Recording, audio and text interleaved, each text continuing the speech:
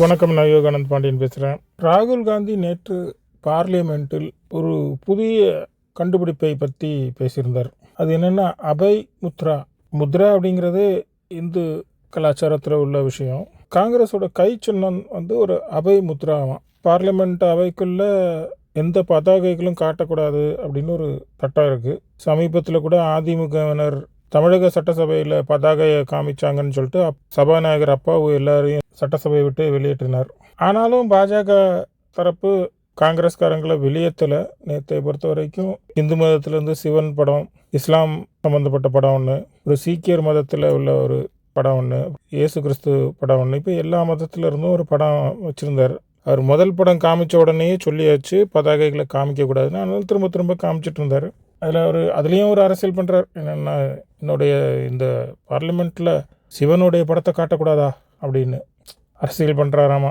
இப்போ அதில் அவர் என்ன சொல்ல வர்றாருன்னா, சிவனும் இந்த அபயமுத்ரா காட்டுறாரு, இயேசுவும் அபயமுத்ரா காட்டுறாங்க, குருநானக்கும் அந்த மாதிரி அபயமுத்ரா காட்டுறாங்க, சீக்கிய மதத்துலேயும் அந்த அபயமுத்ரா காட்டுறாங்க, இஸ்லாம் மதத்துலேயும் அபயமுத்ரா இருக்குது அப்படின்னு சொல்கிறார். அதாவது அந்த தொழுகை பண்ணும்போது கையை ஏந்தி பண்ணும்போது அது ரைட் சைடில் இருக்கிற கை எங்கே இருந்தாலும் அபயமுத்ரா அப்படின்ற ஒரு விதத்தில் அது அபயமுத்ரா காங்கிரஸ் சின்னம் அப்படின்ற புதிய கண்டுபிடிப்பை பார்லிமெண்ட்டில் பேசிகிட்டு இருந்தார்.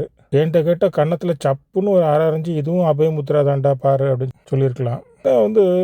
மத அரசியல் பண்ணுறது காங்கிரஸ். எப்போ பார்த்தாலும் மதத்தை பற்றியே தான் பேச்சு. அப்புறம் பிஜேபியை திட்டுறது மத அரசியல் பண்ணுறாங்கன்ட்டு பேசிக்கிட்டே இருக்கும்போது தங்களை இந்துன்னு சொல்லிக்கிறவங்க கிட்ட தான் வன்முறை, வெறுப்பு, பொய் இதெல்லாம் இருக்குது அப்படின்னு போகிற போக்கில் டக்குன்னு சொல்லிட்டு பிரதம மந்திரியே எந்திரிச்சு அதுக்கு கண்டிப்பு தெரிவித்தார். அது எப்படி அப்படி சொல்லலாம்? இந்துக்களை பார்த்து அந்த மாதிரி சொல்ல வேண்டிய அவசியம் இல்லையே. உடனே நான் இந்துக்களை சொல்லலை, பாஜகவை சொன்னேன். தெளிவாக ரெக்கார்டட் வீடியோ இருக்குது. அவர் இந்துக்களை தான் சொன்னார், தங்களை இந்துக்கள்னு சொல்லிக்கிறவங்கன்னு சொன்னார். அப்புறம் பேச்சை மாற்றி இல்லை நான் பாஜக தான் சொன்னேன். ரொம்ப சின்ன பிள்ளைத்தனமாக பேசிக்கிட்டு இருந்தாப்புல.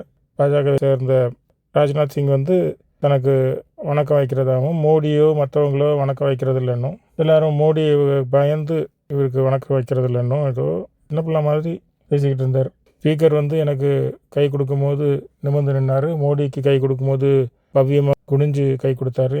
ஏதோ சின்ன சின்ன விஷயங்கள் தான் இவங்களுக்கு. அவ்வளோ பெரிய பார்லிமெண்ட்டில் பேசுகிறதுக்கு விஷயமே இல்லை. குனிஞ்சு கை கொடுத்தாங்க, எனக்கு வணக்கம் சொல்லலை, இந்த மாதிரியான குற்றச்சாட்டு தான் சொல்ல முடியுது மோடியை பார்த்து.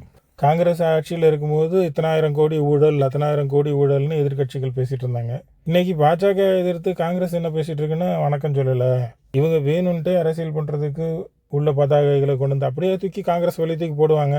உடனே அது ஒரு அரசியல் பண்ணலாம். பாஜக எங்களுக்கு பேசுகிறதுக்கு வாய்ப்பு தரல, தூக்கி வெளியே போட்டாங்கன்னு உடனே தர்ணா பண்ணுவாங்க. அதுக்கு என்னென்ன தப்பு செய்யணுமோ வேணும்ன்ட்டு திரும்ப திரும்ப விதிமுறையை மீறி செயல்படுறது. அதுக்கு எதுக்கு இவர் சிவபெருமானுடைய புகைப்படத்தை பயன்படுத்துகிறாருன்னு தான் எனக்கும் தெரியல. பயன்படுத்திட்டு இந்துக்களை வேற திட்டுறது. அவர் அந்த பேசின வீடியோ எல்லா மீடியாலையும் வந்திருக்கு.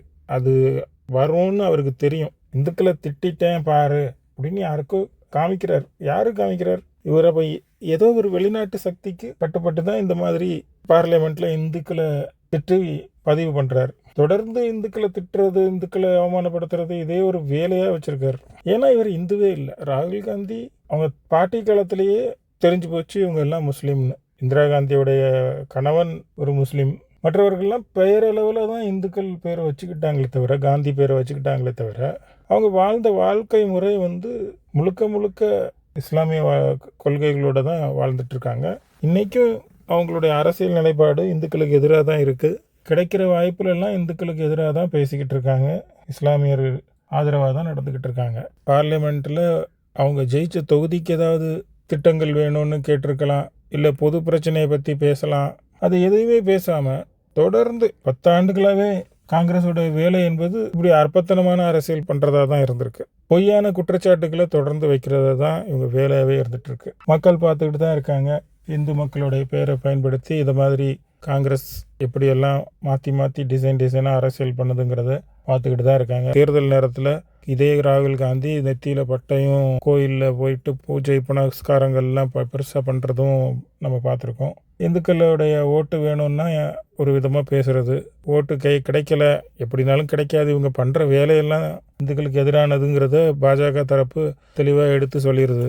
அதனால் இந்துக்களுடைய ஓட்டு கிடைக்காம போன அந்த விரக்தியில் இந்துக்களை சபையில் திட்டி அவமானப்படுத்துறது ஒரு வேலையாகவே எடுத்து செஞ்சுக்கிட்டு இருக்கிறாரு இந்த ராகுல் காந்தி. பெரும்பான்மையான மக்களுடைய பெரிய ஒரு வெறுப்பை சந்திக்கிறாரு. உண்மையிலேயே மறுபடியும் வெற்றி பெறணும், அரசியலில் மக்களிடம் ஆதரவை பெற்று வருங்காலத்தில் பிரதமராகணும்னு என்ன இருக்கிற யாரும் பேச துணியாத வார்த்தைகளை தான் பேசிக்கிட்டு இருக்காரு.